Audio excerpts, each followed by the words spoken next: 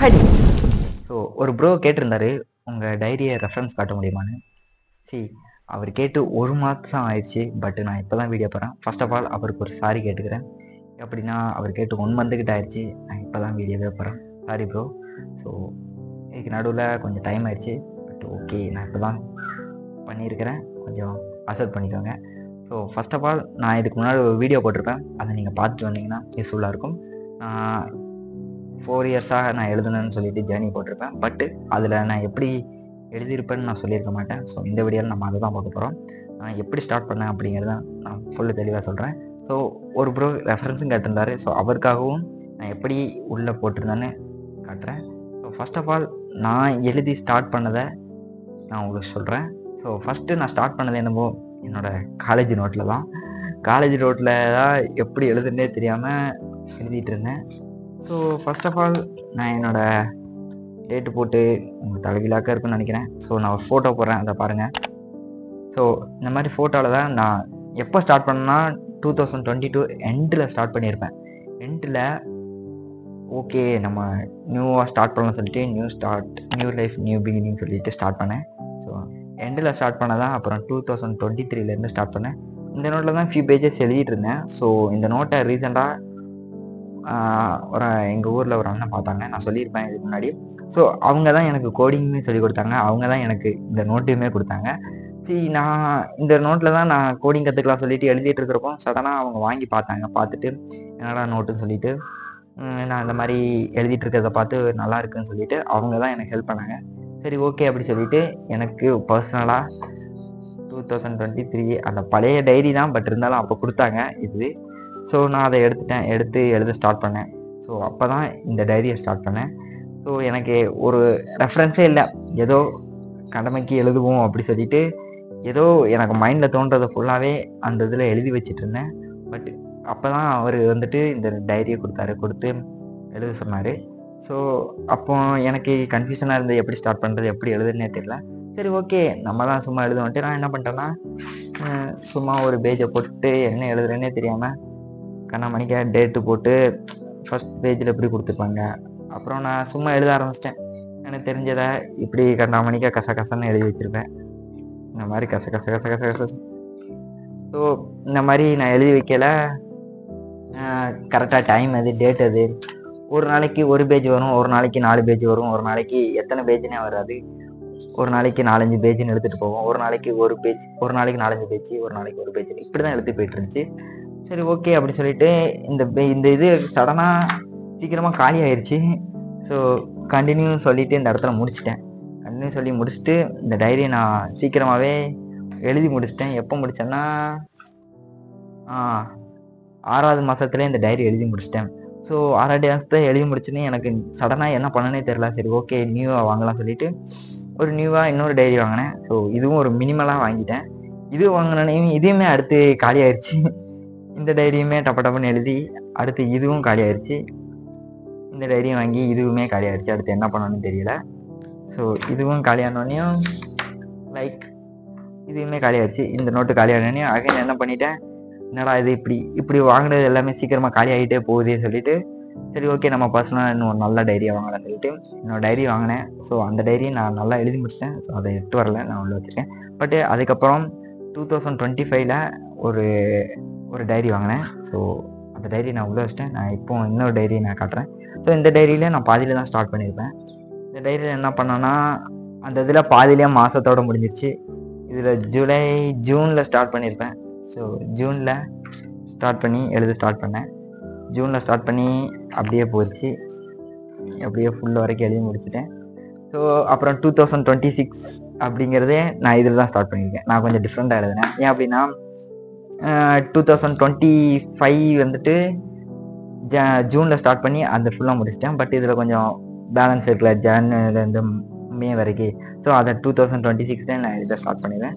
கொஞ்சம் ஏன் அப்படின்னா நான் இந்த மாதிரி டைரியில் கொலாப்ஸாக எழுதி வச்சனால எனக்கு அண்டர்ஸ்டாண்ட் ஆகும், எனக்கு புரிகிற மாதிரி இருந்தால் போதும் அப்படிங்கிறதுக்காக என்னோட பர்சனலுக்காக நான் எழுதி வச்சுருக்கேன்.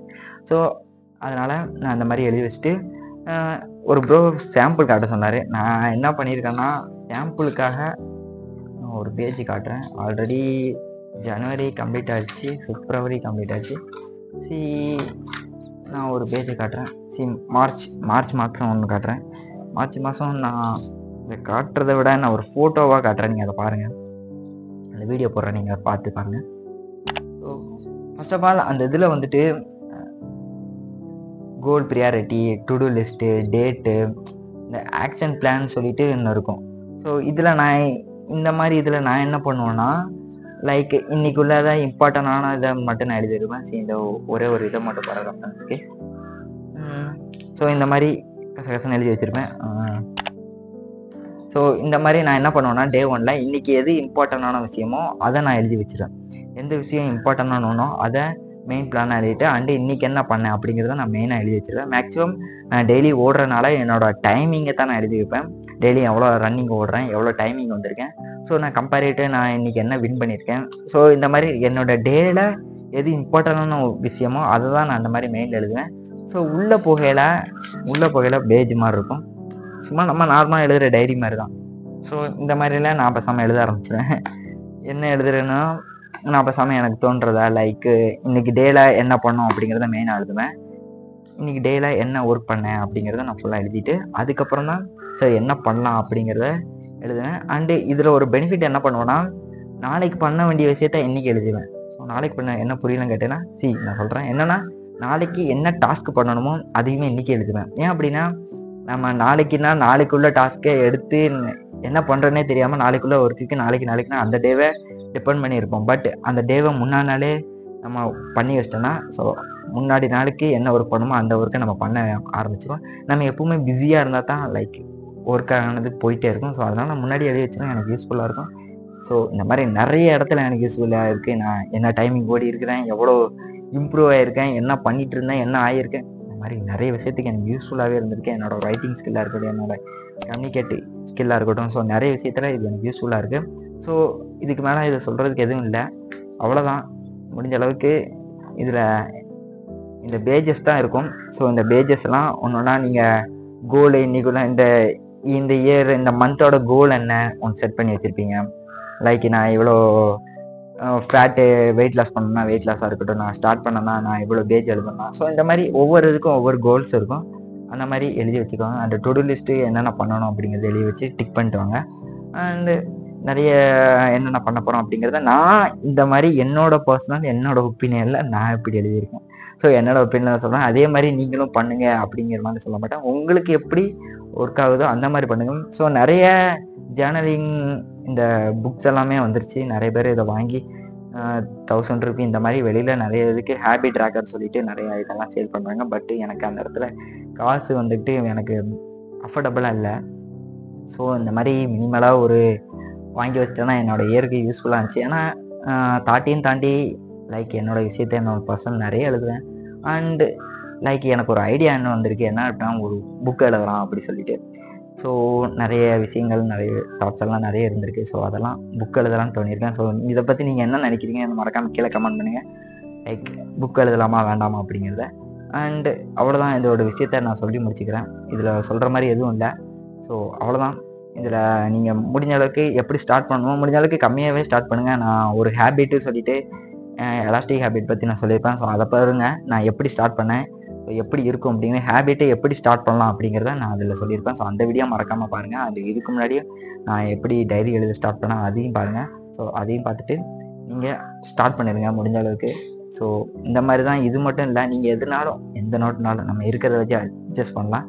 இதுதான் அதுதான் சொல்லி டிபெண்ட் பண்ணியிருக்காங்க, நம்ம எதுனாலுமே யூஸ் பண்ணலாம். ஸோ எழுதணும் முடிவு பண்ணிட்டா எதுனாலும் கிடைச்சா சரி.